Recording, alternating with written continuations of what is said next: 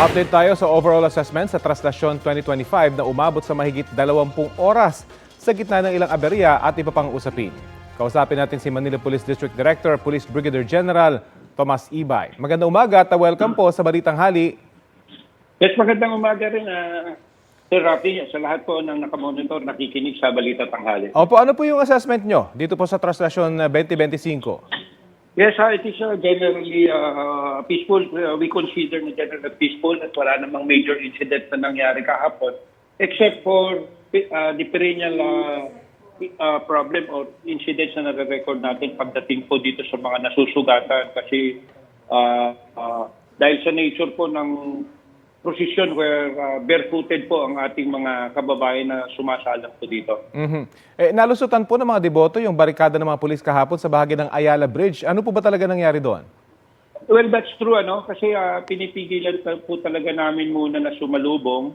We were requesting them to stay put, At hintayin na lang muna sana yung pagdating. Kaya lang insisting po sila at pinilit po nilang itulak yung mga kapulisan natin. Naging mapwersa po sila pero eventually naging naayos po natin yun. Nakausap na natin na gumilid na lang po sila. May natanggal pa pong sign post. Ganun katindi yung tulakan at siksikan doon sa lugar na yon. Paano po natin poprotektahan itong mga gamit na ito sa mga susunod na traslasyon? Ang napapag-usapan namin ng simbahan ay talaga yung education po ng ating mga mamamanata o ito pong ating mga deboto na kailangan yearly sila po ay maabisuhan kung ano po yung dapat na maging actuation pagdating po rito sa traslasyon. Kasi baka iba na yung nangingibabaw sa kanila na emosyon. Hindi naman po natin yung pine-question ang kanilang devotion. Pero kailangan po natin silang i-educate kung ano po yung tama at para maging banal naman po kagaya ng panawagan po ng simbahan. Pagdating po sa bilang ng mga nasaktan at mga naitalang untoward incidents, kumonti po ba o mas tumaas ba ang bilang para sa taong ito? I think ganun din po yung numbers. At kung yung usual naman po na nangyari, nasusugatan po dahil po sa puncture wounds, magkakaroon po ng mga gasgas, dahil po sa tulakan, kaya hindi po natin maiwasan taon-taon ito. At nandun pa rin po yung nagpapacheck up po dahil tumataas yung blood pressure. At hindi lang naman po ang mga deboto po natin nakaranas nito. Pati nagpapacheck up din po yung mga kapulisan natin kasi understandably dahil po sa halos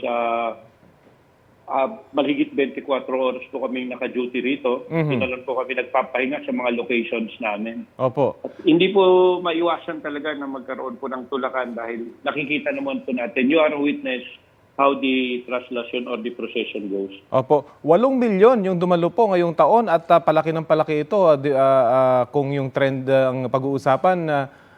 Ano kayang expectation natin sa mga susunod at paano natin makokontrol yung ganito kalaking crowd kapag nadagdagan pa sa mga susunod na traslasyon? Taon-taon maaga po kaming naghahanda. Ang kapulisan at ang simbahan ay maaga naghahanda po pagdating po sa traslasyon.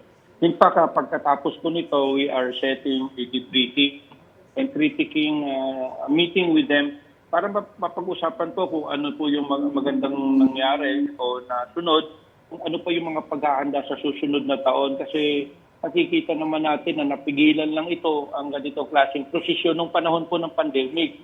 Pero hanggat wala naman po ganong klaseng situation, talagang ganito pa rin po ang makikita natin ng mga prosesyon sa darating na January 9 sa mga susunod na taon. And ang pinakamaganda po talaga rito ay yung patuloy na pag-educate sa ating mga kababayan, sa mga deboto, at sa mga bagong kasalang sa posisyon, kung ano po ang dapat gawin para maging maayos, mabawasan po natin yung kaguluhan at tulakan kasi nasa kanila po talaga ang susi para maging maayos po ito. Di ba po although nandyan po ang inyong kapulisan at ang kasundaluhan, iba po talaga kung manggagaling na po sa hanay ng mga deboto. Opo. Para maging maayos po ito. At of course, vastly outnumbered po kayo.